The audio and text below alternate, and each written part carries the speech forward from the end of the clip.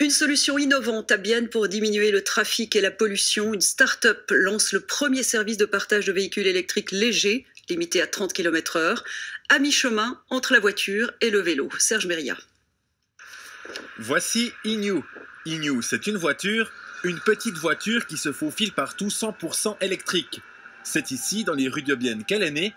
Inew, c'est aussi un concept de voiture à partager, du car sharing. Alors vous n'avez pas besoin de permis de conduire pour utiliser ce véhicule. Vous pouvez utiliser les pistes cyclables, c'est autorisé par la loi. Vous pouvez utiliser aussi les parkings de vélos et de scooters. Et enfin, vous êtes protégé contre le mauvais temps ou en cas d'impact. Les sociétés de car sharing visent un public bien précis.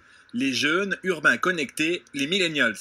La moitié des citadins utilisent leur voiture pour faire le tour du quartier. Et nous, c'est un projet de micromobilité. C'est une utilisation pour entre 1 et 5 km. C'est vraiment l'utilisation au centre-ville. À ce marché prometteur, Inew y croit, comme les CFF qui ont lancé leur solution à Bâle et à Genève en 2016. Catch Car. Cette fois, ce sont des voitures, des vraies, qui ont besoin de places de parc. Et là, ça coince. À Lausanne et à Zurich, la société a des difficultés à se développer.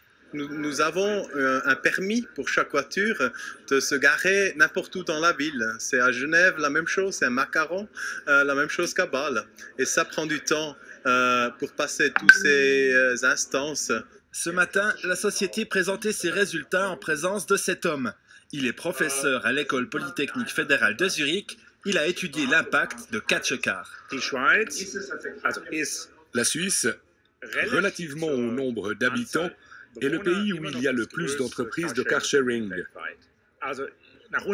Et selon nos résultats, avec l'introduction de véhicules en car sharing, on constate que 3 ménages renoncent à leur voiture. Retour vers la drôle de voiture. Cet après-midi, la jeune start-up annonçait le lancement de leur solution dès la fin du mois à Bienne. D'autres villes devraient suivre. Des discussions sont ouvertes à Genève, à Zurich et même jusqu'à Amsterdam.